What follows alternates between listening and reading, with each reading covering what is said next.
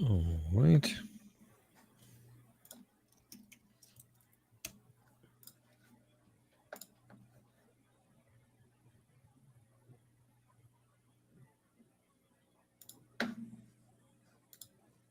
Okay, seems like we are streaming. Just give me a moment to confirm.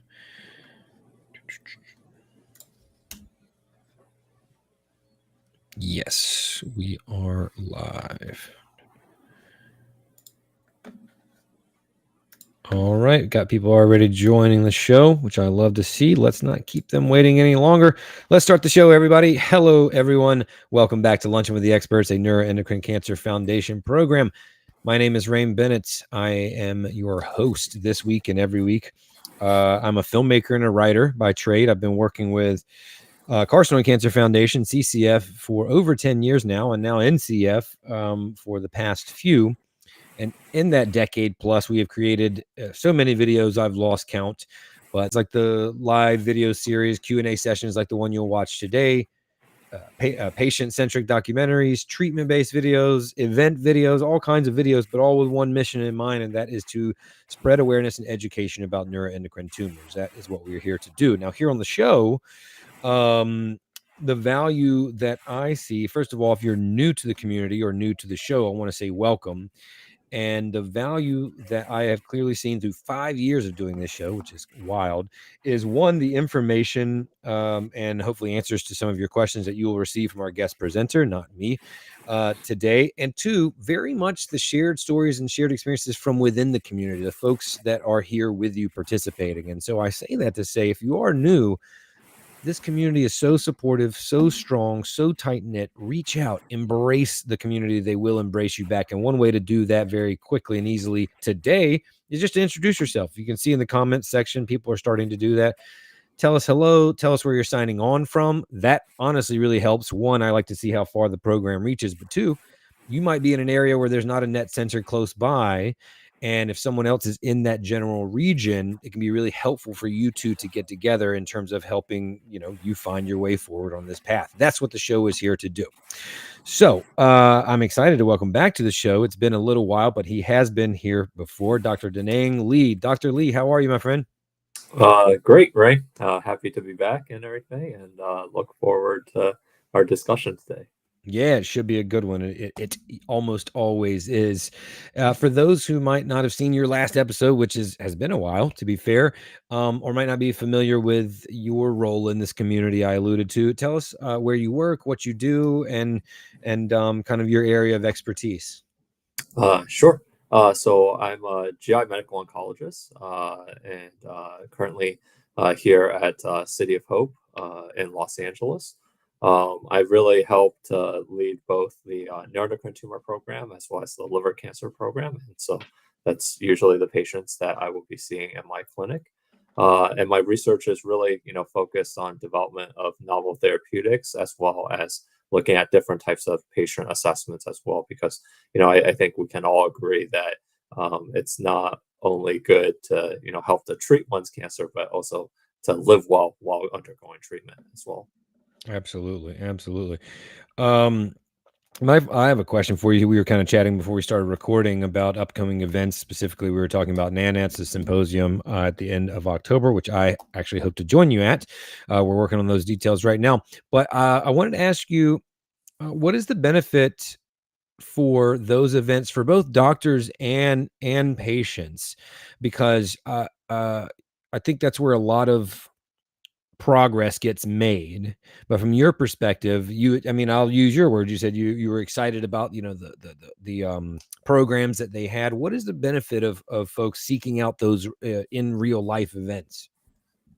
Yeah, so I think NANETS, along with other events, are really important to both the physicians as well as providers in the field, as well as overall patients. So I'm so honored to be able to chair this year's annual NANETS symposium.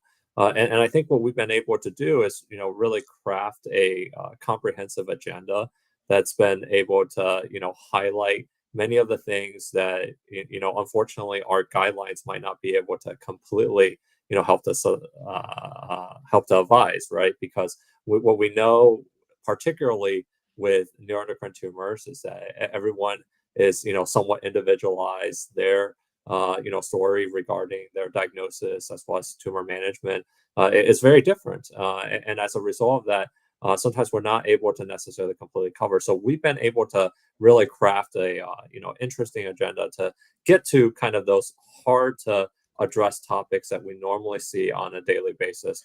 So I'm really looking forward to that, and I think it's really important for the whole community to really kind of embrace those challenges and bring them to the forefront, so that we can really all talk about it. And particularly for patients that are going to these conferences, I think they will get to understand a little bit better in terms of kind of the struggles that we have on a day-to-day basis in terms of making these complex decisions in order to have the best outcomes for them moving forward. Got it. Yeah, thank you so much. I'm excuse me. I'm excited about this year's as well. Folks, real quick, a couple of announcements before we get going. One of the beautiful things that has emerged from the partnership between CCF and NCF, or the collaboration between those two, rather, is the support line. I want to go ahead and make mention of that because we're going to do our best to get to every one of your questions today. Inevitably, we don't quite get there, but that's what keeps the show going every episode. But if we don't, and you still have those questions, you want to get them answered quickly, one of the best ways to do that is to reach out to the support line, which exists at ncf.net/support line. That's a great place for any of your questions. This is support group leaders, patients, caregivers, anybody can go to that offering that they have and help get some of the answers to your questions in between our episodes. And some best practices before we get started. First of all, go ahead and start sending in your questions. I see a few are already in the queue, which is great. The best way to ask your questions to get them answered is in short, generic chunks. Unless, I'm assuming Dr. Li is not your doctor. Even if he is in this format, it's really hard to be super case specific and dense. Now, he may ask you for some clarification, which helps him answer a question better. And if you're still on, obviously, you can respond with that information, and there's no limit to how many questions you can ask. So if you position them or formulate them in short, generic chunks, it'll just help us field those questions a little bit better. There's no maximum to how many questions you can ask. So you can keep on coming back, and we're going to go for 60 minutes and try to get to them all. So that is my guidance for you. Go ahead and start sending in your questions, and we will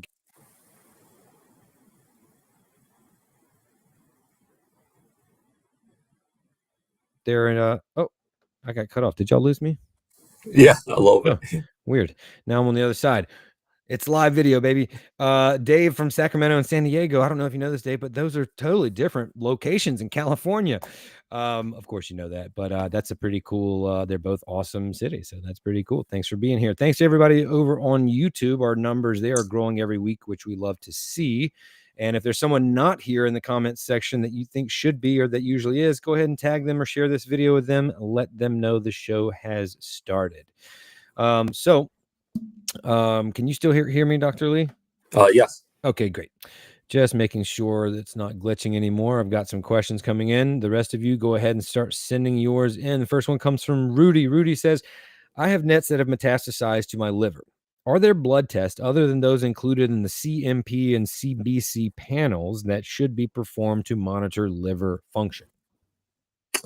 Yeah, so I think that's a great question. I would say for the most part, the CMP will be able to get a really good assessment. So the CMP is able to capture liver function tests like bilirubin levels, AST, ALT, alkaline phosphatase, as well as your albumin, which is a special type of protein that's produced by the liver. So I think usually for the most part, for patients with neuroendocrine tumors, this is enough. Now, if there is any type of particular concern in terms of why certain numbers are very high, such as, let's say, the alkaline phosphatase, which sometimes can be an early indicator of whether or not there's obstruction in the bile ducts, then you can do additional tests such as GGT levels, to differentiate between whether or not this is due to actual impact in terms of the bilirubin, I mean, in terms of the bile duct system, or whether or not sometimes you get these elevations through the bone itself as well, if there is disease in the bone.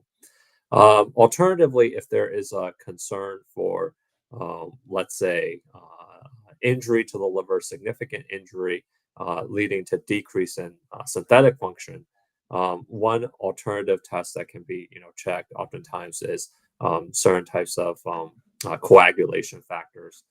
So like PT or INR, which is a measure of whether or not your liver is actually potentially producing clotting factors and helping in its natural production of those factors.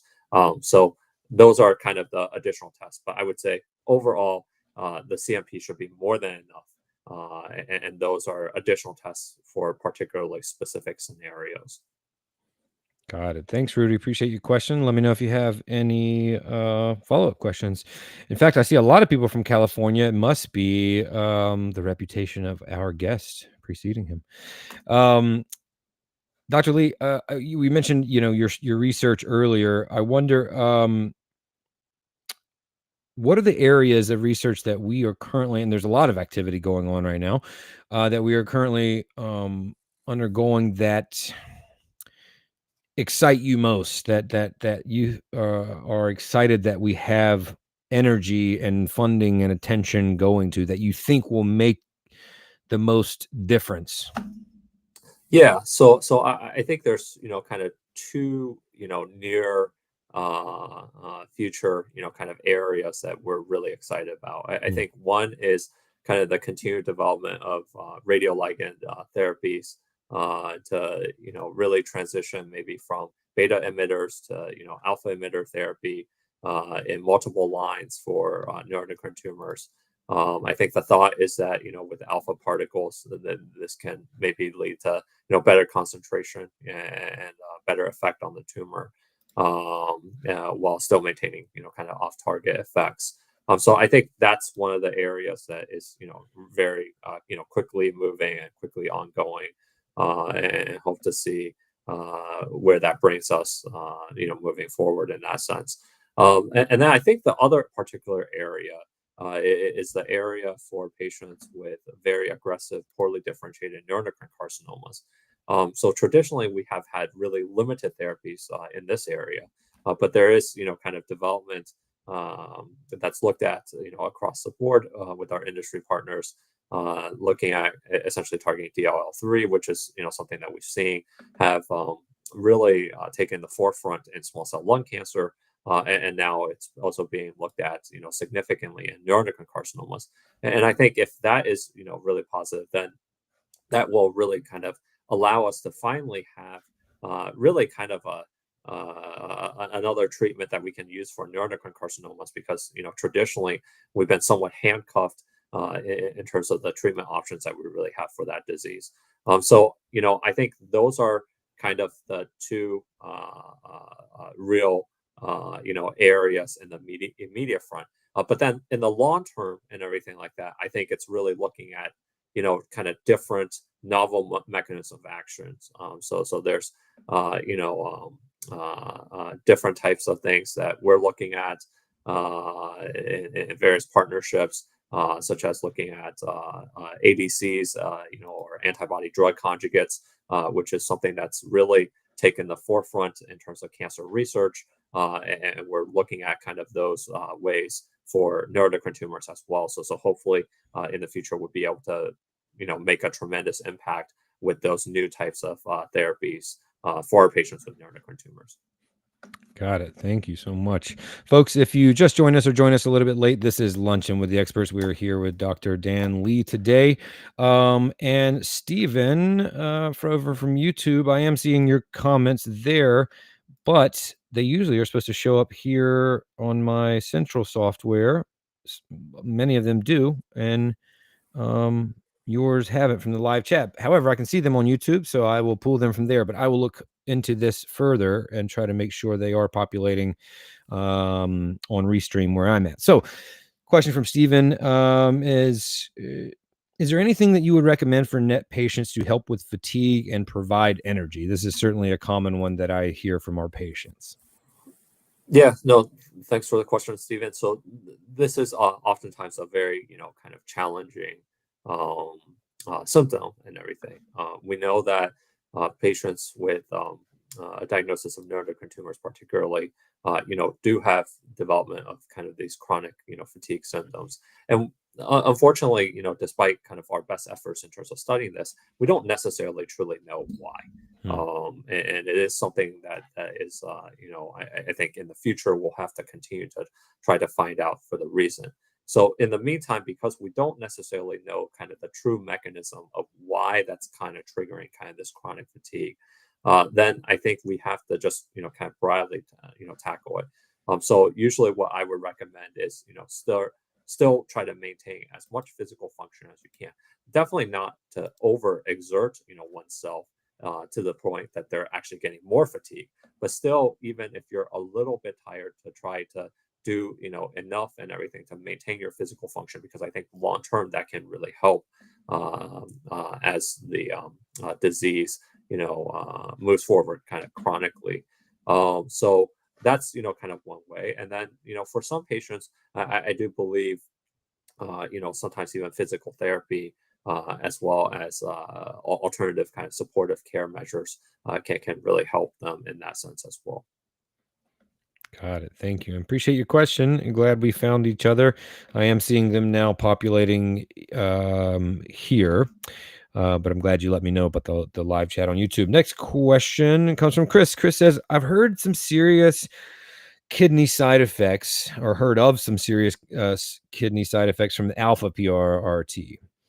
Can you say anything about that? Has that been addressed as the trials move forward?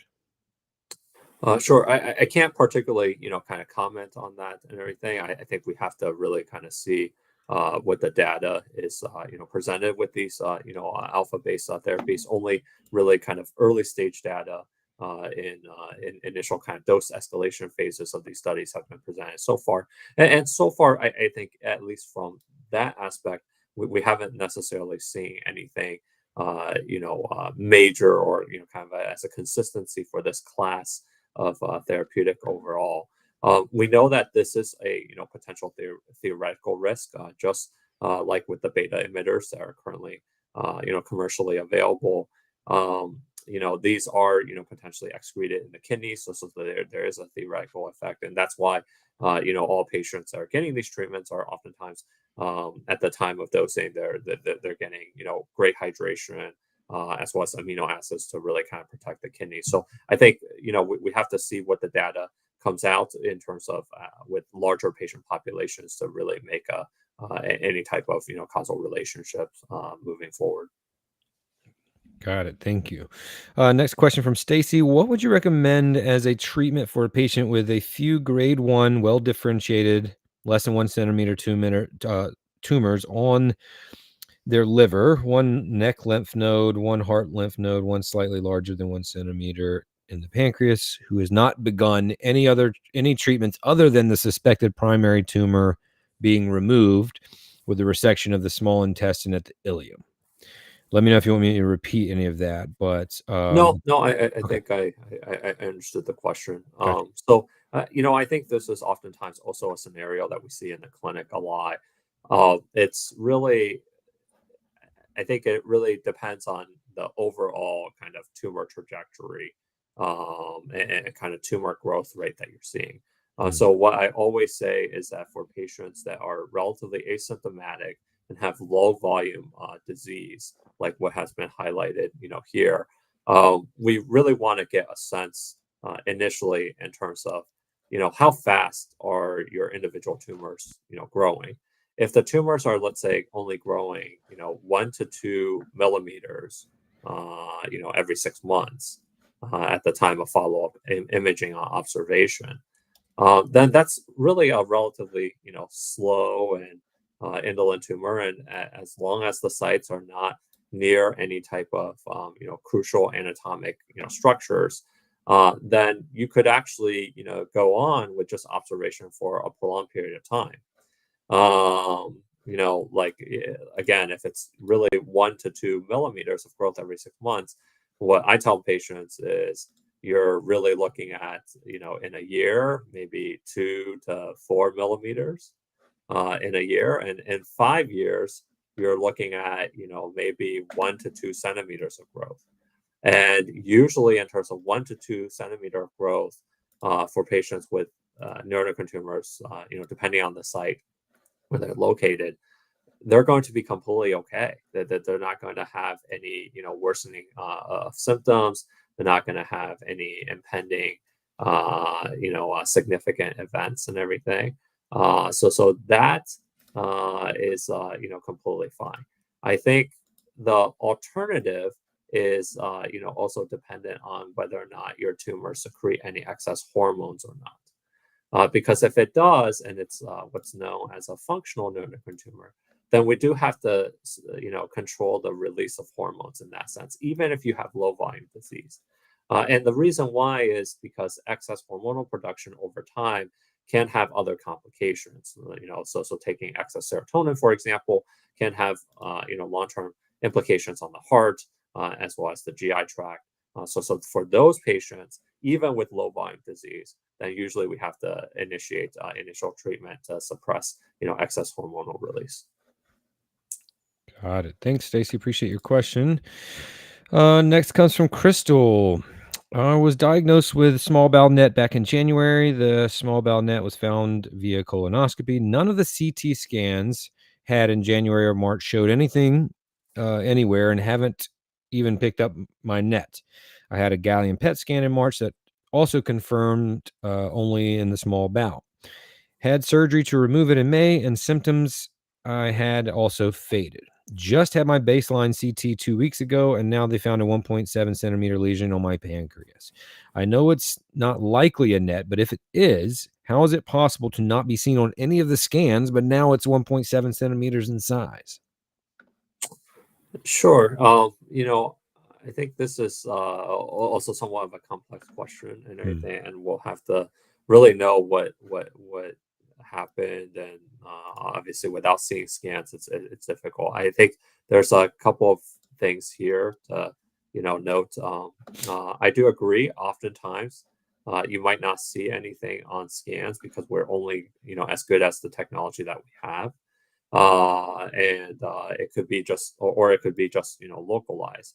I think sometimes the pancreas is an area that is difficult to discern, even particularly on a gallium scan. And the reason why is depending on where the location of the lesion is, there is kind of physiologic activity that you can see on a gallium scan. So sometimes what we see is kind of an overcall or a false positive on a gallium scan for a pancreas, lesion, depending on where the location is. So it could be that, in one instance that they felt that this could have been potentially, kind of physiologic, activity, and may not have, kind of highlighted, or called for it, or it could just be, in fact, not related, and kind of see, kind of what the follow-up shows and everything. So really kind of multiple scenarios here, but I'm glad that you're having kind of these surveillance findings, so that whatever is found hopefully it can be caught early, to make sure that everything's okay. Yeah, absolutely. Thank you, Crystal. Next question from Eltaz. Eltaz says, have a small bowel NET. Recent 5-HIAA urine test showed increase in the levels. So what could be the reason? Is this a reliable test? I had a small bowel resection and PRRT already. I think it depends on, like, how elevated it is. If there is no true evidence of disease on imaging, I think sometimes it's a little bit hard to understand, and whether or not there's other kind of comorbid other medical conditions or other treatments that are impacting it. There's other things that can certainly impact serotonin, but if you're talking about serotonin that's still relatively low, or the 5-HIA that's relatively low, and then it's just some small changes that has increased, then probably it's just worthwhile to keep track and test it at a later time, just to make sure that there is, kind of consistency in that sense. Because usually what we see is for patients that really have kind of carcinoid syndrome from neuroendocrine tumors, they really have to have disease within the liver, because that's how the kind of serotonin byproduct is able to bypass the liver breakdown process, or they have to have essentially disease potentially within the lung. So those are really kind of the two areas, and they would usually have to have more significant disease to have really elevated levels. So I think it really depends on where the values are and everything overall, specifically, and then based off of that, kind of go to see whether or not it's just kind of potentially more non-specific finding and just repeat testing to assess for overall trends versus if it's something that's more significant as a result of development of disease, let's say in the liver or the lung. Got it. Thank you, Altaz. Hopefully that helped. And let me know if you have any other questions. Question about supplements. There are a few specific ones here, but it might be more of a general answer. Steven says, are things like vitamin B12, vitamin D, magnesium, glycinate, are they beneficial or harmful to a patient with NETs, is the question. Yeah, so I don't think I'm the best person to kind of comment on this. I would say generally, my approach is that if you don't have necessarily any significant vitamin deficiencies on testing, then you don't necessarily need additional supplementation. Because your body, if you're eating just generally regular, healthy diet, and you're meeting your goals, and as a result of that you're not having deficiency, your body should be able to get all of the nutrients that you're going to get. And then whatever you take on in excess of that, if you look at kind of the concentrations, like they'll show something like 300% or 400% the daily value. So does your body really need 300 or 4% of what you normally are processing and everything? And I would say, probably not and everything. So unless there is a deficiency that we see, which we can see sometimes for patients that have had surgeries, right? So some of our patients that have had surgeries might have a vitamin B12 deficiency. So for those patients, absolutely correct to supplement and everything, because then I think that can help with symptoms. Got it. Thank you so much for your question. Keep them coming.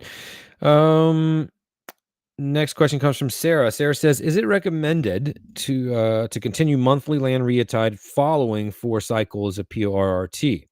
Can the duration between injections be adjusted to accommodate travel? Yeah, so I think this idea of continuing with maintenance somatostatin analog is a question that we don't completely know. So originally, the study that led to the approval of lutetium 177 dotatate based off of the NETTER-1 study did have patients continue on maintenance somatostatin analog after 4 cycles of PRT. So as a result of that, that is what is within the FDA label, and that is what we're doing. There has been, some retrospective studies from single institutions that have shown that those patients that continued on somatostatin analog therapy versus those that did not appear to have, some potential, survival advantage. But those are retrospective studies, so they're not really overall completely conclusive. At the end of the day, this is a study that I think ultimately we would need to do to see whether or not patients really benefit from continuation of somatostatin analog therapy or not following PRRT.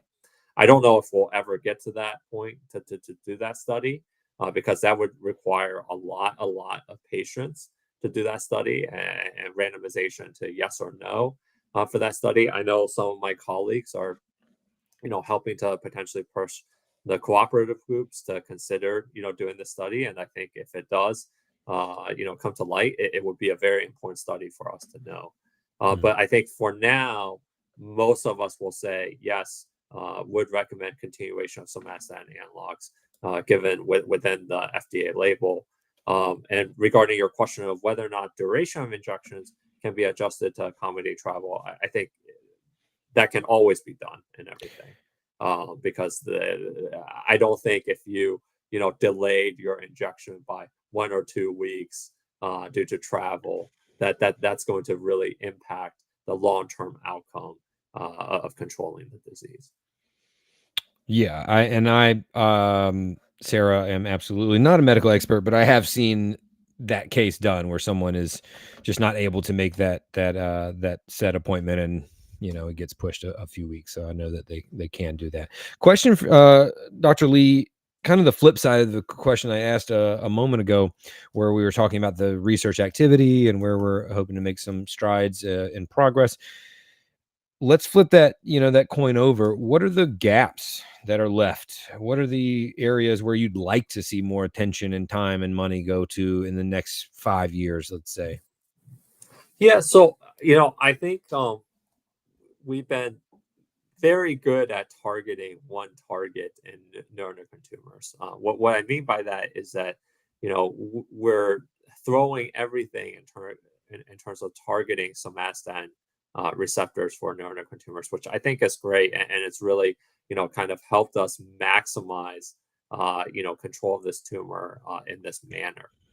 But I think really long term, I think what we have to think about is really development of more agents in terms of with novel mechanism of action. So Mm. so things that we have not traditionally gone after in neuroendocrine tumors, whether it was certain types of challenges or others. I think we do have to kind of go there, because there will come to a point where we will have maximized so much of our target and our efficacy on just targeting somatostatin, that we have to, really move beyond that. And I hope that, as a research community, we continue to, invest and really look to take, high risk, high reward, development in this area. Got it. Thank you. Excuse me, folks. We are just past halfway in the show, so keep those questions coming. We got plenty of time left. The next one comes from Ashley. Ashley says, I was diagnosed with a typical carcinoid lung tumor with a Ki-67 of 11.1%, no mitotic figures identified, no necrosis. I had a sleeve lung resection with upper right lobectomy with clear margins. Pathology showed PT1ANO, but lymphatic invasion present. What are the chances of it returning? What would the Ki-67? Why would the Ki-67 be so high in a typical carcinoid? 37 years old, and it was found because of wheezing while pregnant. Sure. I think this is a good question as well, actually. So, lung neuroendocrine tumors um, have essentially a different pathologic algorithm in terms of classification of whether or not a tumor is a typical carcinoid, atypical carcinoid, or really kind of a differentiation between well differentiated, more like grade 1 tumor versus grade 2 tumor. So usually the Ki-67 is not taken in account in terms of making that classification. But we know that probably it is kind of kind of a trajectory in terms of what's really classified as a typical carcinoid versus an atypical carcinoid, and having a high degree of Ki-67. So, I think with your question is that there could be also, depending on how they looked at the sample and the count, there could be essentially hotspots that will drive the Ki-67 to be, slightly higher. Regardless, I think it's, really glad that, it's been resected. Lymph node involvement is not present based off of, the synopsis that you provided. I think it's really, what I would say is, really, continue to be monitored closely, for this and everything. As you know, typically for monitoring for neuroendocrine tumors like this, we've actually recommended surveillance, up to 10 years, because sometimes there's a very small patient population that can have, delayed recurrence at a later time. Rare, but, certainly possible. So, really make sure that you continue to get that surveillance. Got it. Thanks, Ashley. Let me know if you have any other questions. Appreciate you being here. Next question from Jody. Hello from Kansas. Is interventional radiology still recommended? Yeah, so I think interventional radiology, still definitely plays a significant role in terms of our management for neuroendocrine tumors. So where I think it plays a prominent role is if you can't get surgery, but you need, potentially significant tumor reduction, let's say within the liver, then one of the quickest ways to achieve that is with interventional radiology procedures, whether it's ablations or ablative therapies, whether it's embolization, procedures and everything. Those are definitely different modalities that can get a quick reduction within the tumor.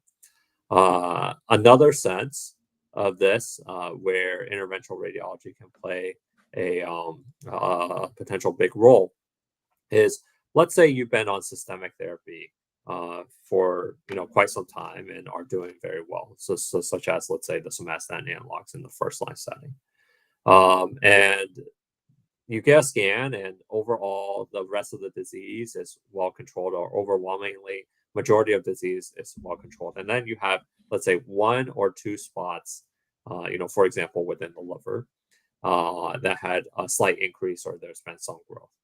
Well, instead of having to switch your systemic therapy at that time point and go on to the next line of systemic treatment, you could just, potentially have an interventional radiologist treat those two areas and continue on the same systemic therapy. And that's really a good strategy, because what we know is still our systemic treatment options are somewhat, still limited, right, and everything. So the idea is never to, go through all of your systemic treatment as quickly as possible. The idea is to really try to stretch the amount of systemic therapy as long as possible for each line of systemic therapy, and because that will lead to really the long-term, survival outcomes that many of our patients, will desire. So absolutely, interventional radiology still plays a critical role in the management of our patients with neuroendocrine tumors. Got it. Thank you, Dr. Lee, and thank you, Jody. Next, una pregunta de Karen. Karen, en inglés, por favor.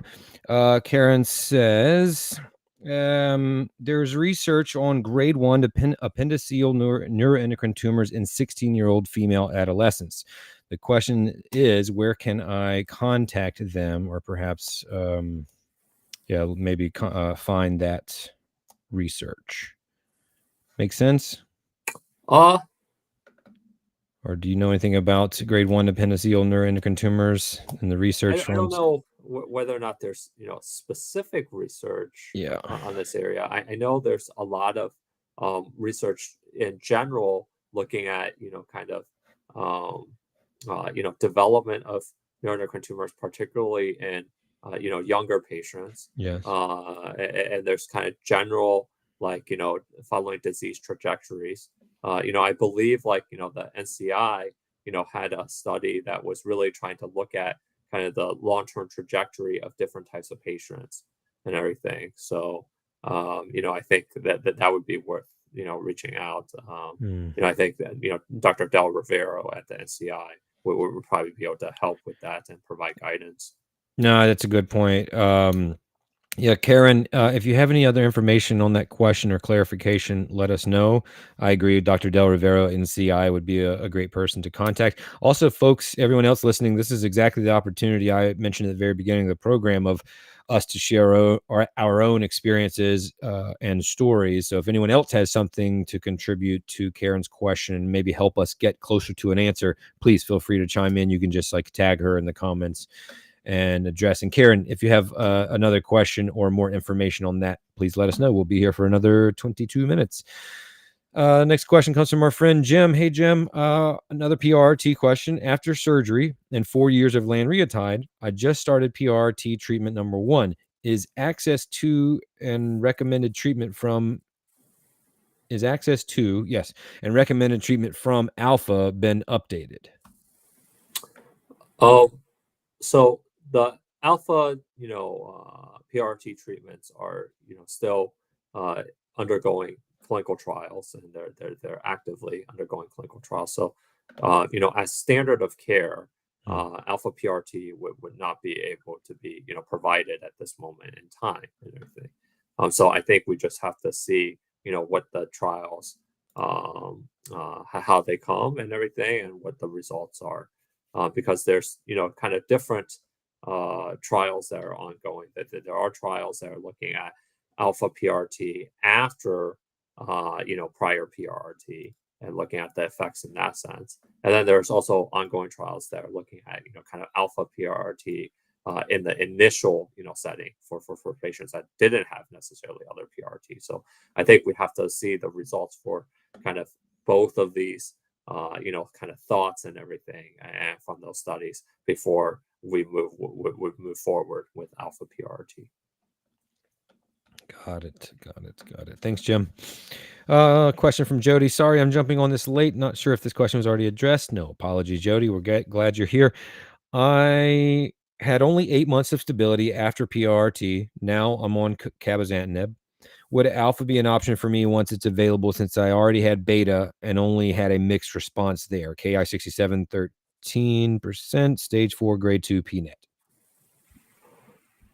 Yeah. So, I would say to Jody, this is a little bit complex and everything. I think it really kind of depends on what the scans, show, kind of moving forward.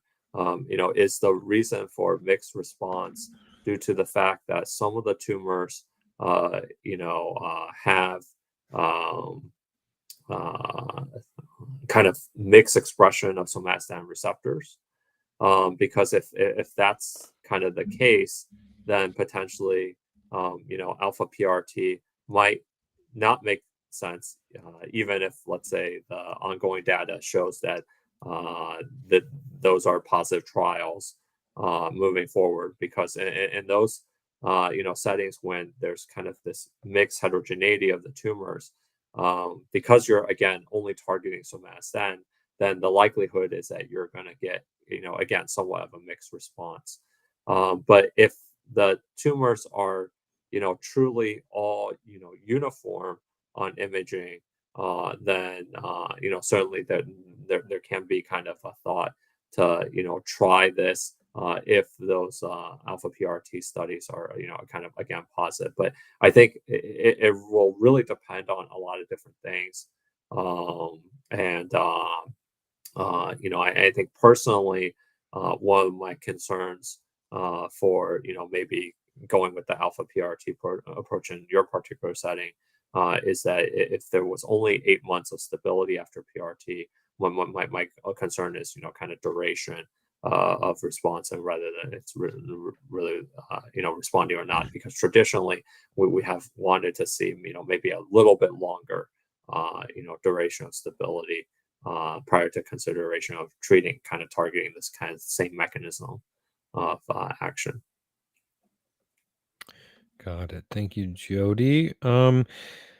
Next question comes from Margaret. Margaret says, husband had NETs starting in duodenum or duodenum, I've heard them both, removed a tumor in small intestine last year, and also lymph node outside the small intestine. Said it was grade 1, but in less than a year it has come back in the same spot, and also not in spine, T8, and liver. Could it have been a mistake that it was grade 1, or can each tumor be a different grade? That is really the question. Yeah. So you do get, sometimes this idea of tumor heterogeneity, meaning that depending on, like, what you biopsy, the biopsy can show kind of different grading of the tumors. So we have seen that a lot when you, let's say, biopsy the primary versus, kind of a site outside the primary location, and there's differences in terms of grading.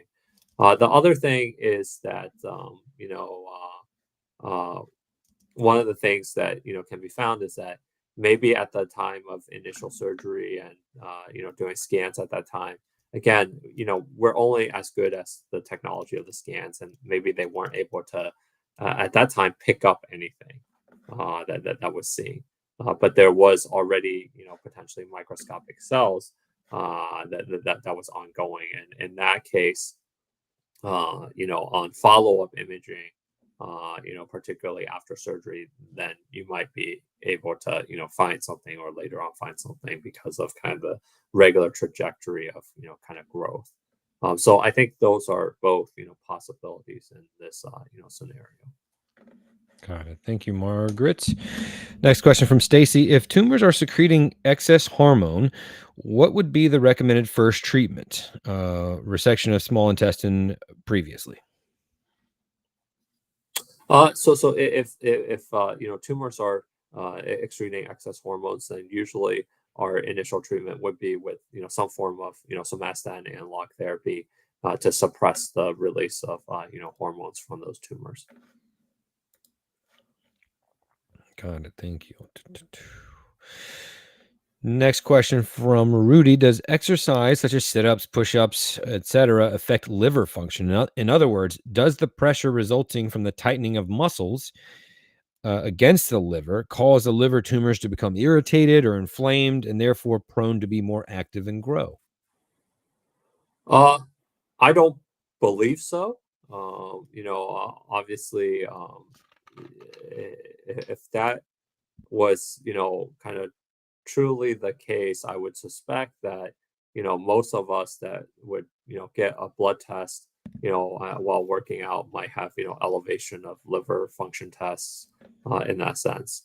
So I don't believe so, and I think for the most part, what we've found in the literature for exercise and cancer is that generally exercise has been having a positive effect. So for example, most recently, there was a study that was published in the New England Journal of Medicine for patients that had, colon cancer and underwent, curative surgery and curative adjuvant treatment, and afterwards they were put on an exercise regimen versus, not having an exercise regimen. And those patients that, had the exercise regimen, they actually did better, overall. So I think, for the most part, I would say, most likely exercise is probably going to be more helpful for us. And I would suspect that it's not necessarily going to cause, liver damage at this time. There you go, Rudy. Hope that helps. Folks, we got just about 10 minutes left. Next question comes from Sarah over on YouTube. Is it possible to access alpha or other treatments under the compassionate care provisions, or other ways to pursue care outside of the standard of care protocols? Put aside how it's paid for. Well, I think in the US, sometimes this is very difficult because when you're trying to do what's known as kind of compassionate care, those are essentially single patient research protocols, meaning that there are single patient research protocols that have to be filed with the FDA. And so there's, significant work that would need to be input into that. And in addition to that, it would have to be followed with similar regulations and everything, meaning that if there's any safety issues, those have to be reported, to the FDA and are monitored in that sense. So I think that makes it very difficult and challenging in the U.S. To do that for most centers. Given potentially resource restrictions and whatnot in that sense. I think the other possibility of this is really kind of what happened here in the U.S. Prior to the approval of lutetium-177 dotatate. So for years, we did not have FDA-approved PRRT here in the U.S. So many of our patients actually went over to Europe and got treatment in Europe because there were centers in Europe that were already doing this. So I would imagine that, in a similar manner, there is the possibility of centers in Europe that might be able to offer this, outside of, what we're doing, from kind of a trial perspective. So I think those are, potential ways to possibly access it and everything. Got you. Thank you, Sarah. Hopefully that helped. Let us know if you have another question. We still have time. Next one comes from Jane. Are there any studies of people who are surviving well without treatment?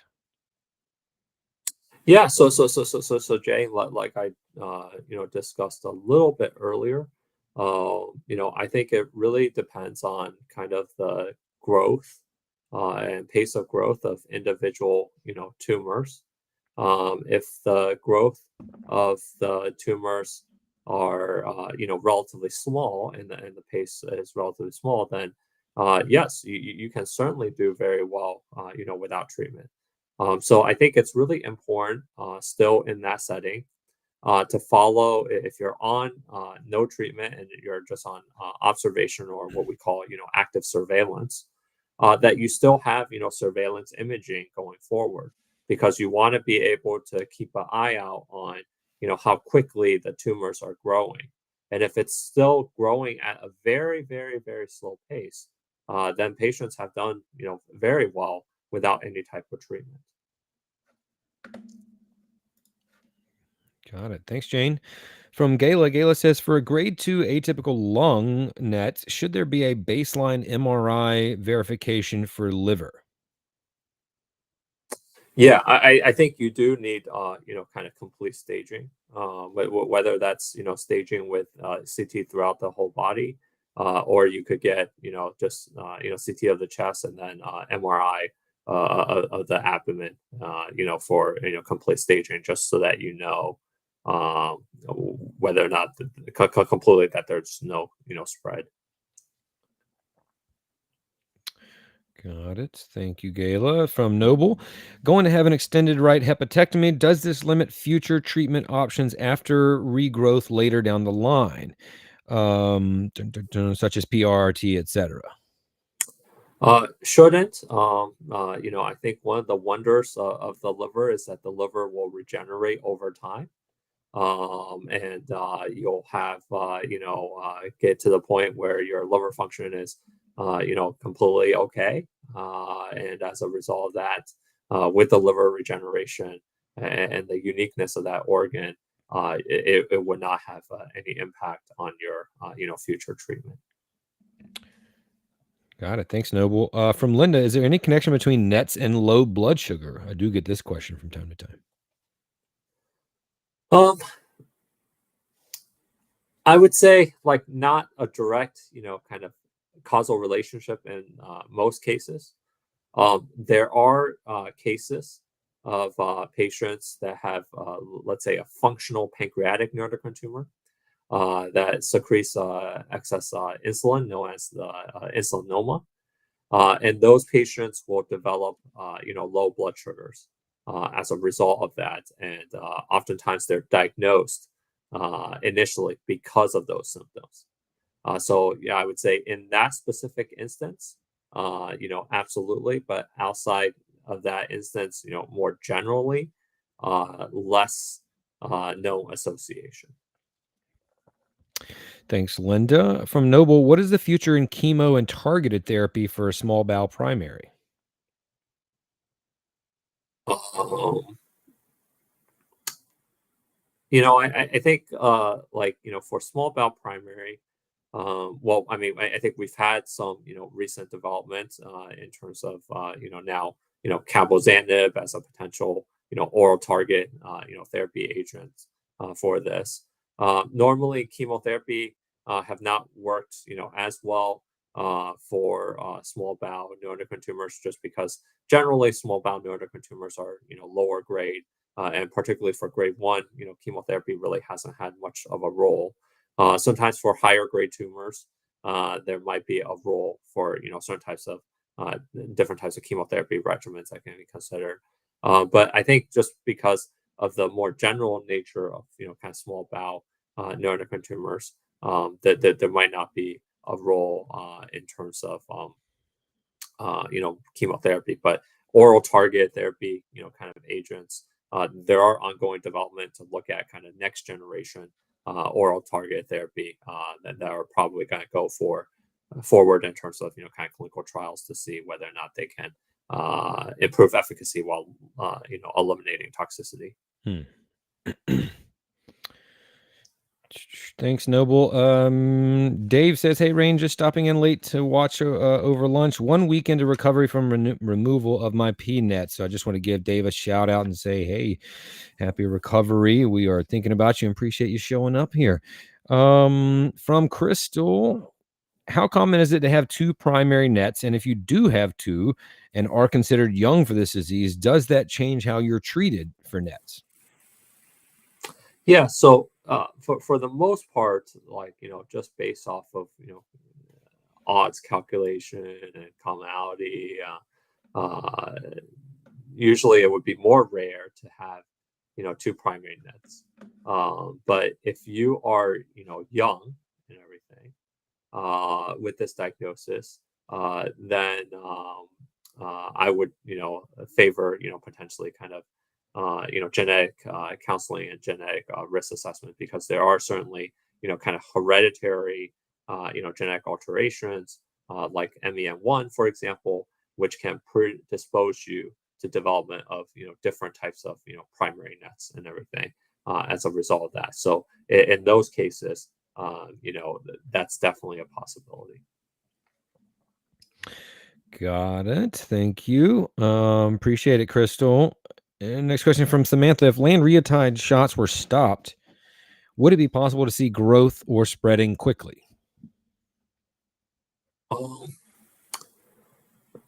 I think it just depends on, like, kind of what's your interval and what do you define as, growth or spreading quickly. I mean, usually there comes a time period where essentially the drug has to be,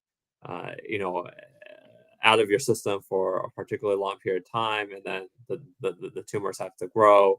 And then it's also like, what was the tumor growth rate, prior to you even starting somatostatin analogs, and what's the tumor growth rate right now? That's all going to determine, how fast things grow or spread. So there's a lot of impact outside of just stopping the lanreotide and having growth. Got it. Thanks, Samantha. Hope you're doing well. Good to see your name. Sarah says, my son seems to have developed severe gluten sensitivity during PRRT. Is this common or is this reversible? This hasn't been something that we've seen a lot and everything, but certainly, I would say, if it develops, then I would get the assessment and kind of treatment. But from my personal experience, I haven't seen a lot of that. Thanks, Sarah. From Noble, do we think mRNA vaccines or tools like histotripsy are going to get useful for NETs, or are they far away? Yeah. So, I think this question has come up often and everything. I think particularly with histotripsy, I do think that we probably need more data, because I think we've been just starting to do it, without much data, and that always makes it harder to kind of really study, where the role is, and what are the long term kind of outcomes as a result of that. So I think to your question, kind of specifically, me personally, I think it's still a little bit ways off. Certainly you can already incorporate things like histotripsy already if you wanted to. But what we don't know is really what is the absolute true benefit at this time of that technology for patients with neuroendocrine tumors. Who are the patients that should be getting it, ideally, and what are the long-term, consequences? because like I think unfortunately with every single treatment that we have, um, there's no treatment that's completely free without any type of side effects or toxicities. So I think we do need long-term, studying of this before we truly know what the benefit and risks are. Got it. Thank you. And I think we got time for one more quickly. Rudy says, I recently had the Cancer Next expanded RNA insight analyses of genes associated with hereditary cancer, 77 genes, genetic test performed by Ambry Genetics. The results came back negative. The MEN1 gene was not malformed. Given this fact, do you have any idea what caused the cancer? I know it's a big question, but it might give us a chance to just discuss that issue. Yeah. So this is also a common question that we get asked a lot in the clinic. Unfortunately, we don't really know why patients or majority of our patients why they develop neuroendocrine tumor. This is a continued ongoing area of research. For example, years ago we looked at in California whether or not there is hot pockets of people that develop neuroendocrine tumors, and we did find that. And then we tried to correlate it with certain types of things like pollution, water, different things and everything, and didn't necessarily find a clear association. But clearly there are pockets, but we don't know why at this time why patients develop this diagnosis. Got it. Thank you. Well, folks, that is our show for today. I have one thing I want to read. This comes from Crystal. Crystal just says, I also just want to say thank you to Rain and all of your guests. It's been so helpful in making me feel informed as I navigate the heaviness that comes with any unexpected diagnosis. Crystal, I just wanted to call that out because that's exactly why we do the show. I take no credit. I give all credit to NCF and CCF. Before them, I am simply the vessel, but I appreciate you being here. But this is why we have the show, specifically this to help you navigate this journey intellectually and emotionally. Absolutely, that's a part of it. So I appreciate you saying that. Everyone else, we got a flurry of questions here right there at the end. So I just want to reiterate, the show starts at 12 noon Eastern time. That will, we change with daylight savings ending in early November. So try to help me front load those questions because I hate not getting to all of them. But again, I'll reiterate, that's what keeps the show going. So we will be back. We do the show every 2 weeks from 12 to 1 Eastern time. So the next one will be in October. Dr. Dan Li, thank you so much for being here. What a great episode today. Yeah, thank you so much for having me, and hope to see everyone soon. Absolutely. And folks at home, we appreciate you being here as always. I hope this program helped answer some of your questions. I'll also reiterate one more time, ncf.net/support line. You can find that link in the comments if you have questions in the meantime. Otherwise, please join us when we're back. Finally, my name is Rain Bennett. I have been your host. Thank you for watching, and please join us next time on Luncheon with the Experts. Stay healthy, stay safe, everyone. Bye-bye.